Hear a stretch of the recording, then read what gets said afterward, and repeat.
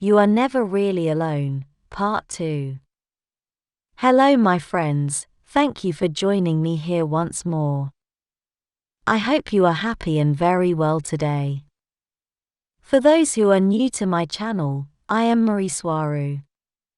For a wider context about this subject, I strongly advise you to watch my previous video.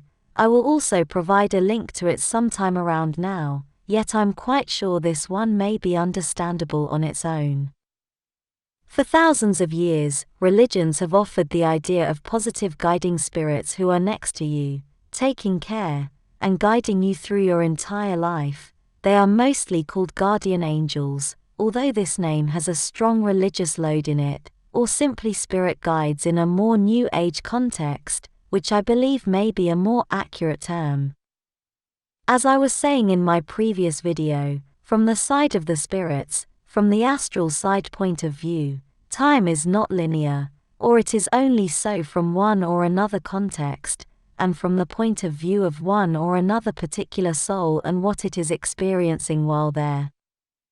This means that our guardian angels, or spirit guides, work from outside linear time as we know it here in the material world, therefore they know what we will experience next, although always in the context of knowing that all future experiences can be altered, even though there is also a fixed destiny for each one of us. A fixed destiny the soul of that particular person chose while in the astral, or world of the spirits, and from a timeless, or non-linear time point of view, where it can see and understand what it will live during its next incarnation, a lifetime it chooses on its own, with free will, and for the learning experience it will have in it. As I understand this to be so, it is as if there were a completely fixed and predefined destiny for each incarnated person. At the same time, there are certain parameters, or a certain amount of slack, that provide the incarnated person with variations of the same destiny, where some outcomes will be better than others, yet still within the overall final outcome. Although in my understanding this is what mostly happens, it does not mean that in some cases, a person may be perfectly capable of changing their entire destiny, if the right conditions arise, and if he or she can develop enough mental, ethical, and spiritual strength, as well as having a very strong will.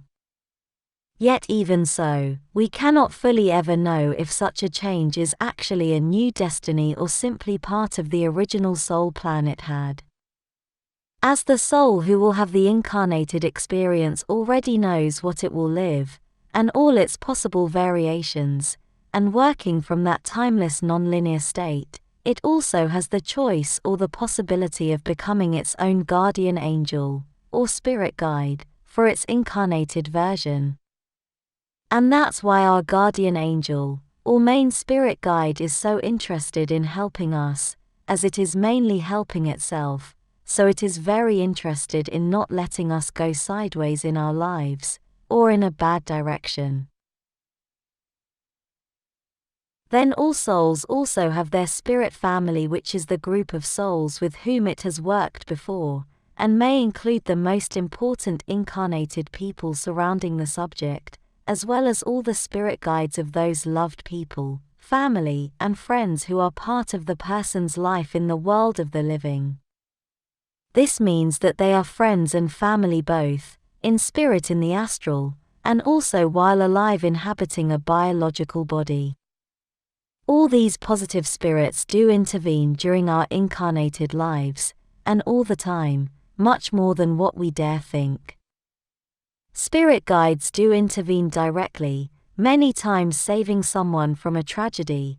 As I explained in my previous video, they all make sure that the incarnated person stays within a range of movements, experiences, or variations that are following, or go with its life plan. Bad things do happen to us all, and it is hard to accept that we may have willingly chosen to live those terrible experiences, but my best data indicates that this is still so, despite our guardian angels and spirit guides' best efforts. But, as I explained in my video, same events, different meanings, physical or spiritual side, the way something is interpreted, good or bad, changes dramatically depending on which side of the astral we are in. The degree, or level of the bad things we experience in life, doesn't go over a certain pre-planned threshold of trouble and suffering. We may experience hardship and suffering, but as I understand things to be, we cannot ever go over what we ourselves planned before incarnating, leaving hardship in life only as much as what we need to experience, very much as happens with the problems and dangers we go through while playing a video game, and without them, our favorite games would be boring. And how much pain and suffering each soul, each person, would go through during his or her life, would depend only on the vibration it had when it was planning its incarnation, and that incarnation's purpose would be to increase the soul's awareness, and with it its expansion, and therefore attaining a higher existential vibration and frequency, which will bring more positive future outcomes to that same soul. And this is where the spirit guides and guardian angels step in to guard and protect the soul's life plan, to prevent other forces from interfering. Most of the time, they only whisper ideas in our ears, as the saying goes, although it is more of a telepathic communication, mostly making the subject believe that it is his or her own thoughts. As I explained in my video, Telepathic Fields, we all live in an energetic astral soup where we all share our thoughts, emotions, and ideas, telepathically, through the field, affecting and influencing each other, even if we are not aware of it. Many of your thoughts and ideas are not entirely yours, as they may be the result of what other people are thinking, and this telepathic sharing and influence is especially strong with emotions of all kinds, and although physical distance may have something to do at first, it ultimately does not really matter. This is because you are receptive to the thoughts, ideas, and emotions you pick up from others through the field, only directly depending on your own set of ideas, which are vibrations, once more, and as the saying goes, your vibe defines your tribe. It is through this same system, or same dynamics through which your spirit guides, and your guardian angel, who is also your higher self, talk to you and influence you through the telepathic field. But this means that you must be in a high enough vibration to be compatible with them, as they are working from the higher astral, and, therefore are of a very high vibration, so the lower you vibrate, the further away you are from their influence and guide, and at the same time you become more vulnerable to the other side, the negative one, where dark entities and demons can also influence your thoughts, emotions, and therefore your actions as well. Living in a biological body, you are naturally limited by it, to experience existence within the perception range of your 5 or 6 senses. This means that people who are alive are mostly cut off from everything that happens in the astral side of existence. They cannot perceive it, and most even deny its existence. This makes them very vulnerable to the negative influence from spirits, demons, and disincarnate souls, who dwell in those lower astral realms. Life in a biological body, regardless of what planet a person may be on, although this is more prevalent on Earth, has always been defined by being very hard. Everything in life looks like it is conspiring to make it as hard as possible for the souls there. As I have explained in my paranormal videos, lower astral entities of all kinds want to cause incarnated souls to be in a low vibratory state, to make them easier to exploit for energy, that is, for the creative attention they get from people with a strong connection to Source.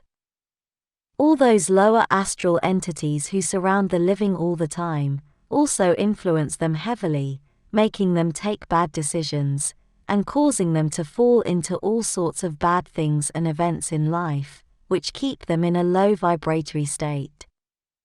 They are especially interested in high vibration people, those positive souls who are working to elevate the overall frequency of the planet, because they are causing the low-frequency astral entities to lose control and influence over the world of the living. So positive people who stand out are almost certainly under lower astral entity observation. What they want is to lower their vibration, not only so they can be exploited for energy again, as the rest of the population, but also to stop them from elevating the existential vibration of other people around them, because it removes the evil entity's energy supplies. Positive guardian angels and spirit guides also work through other people, or sometimes through what only looks like a living person, as I described in my last video. They can appear when needed as someone else, a person, an animal, or as whatever is needed to accomplish their positive influence objective, for example, to tell the man not to take the train, because it will crash, as mentioned in the example I gave in my previous video. But as those positive entities can use other people, or appear as a person, so can and so do negative entities, so beware of this.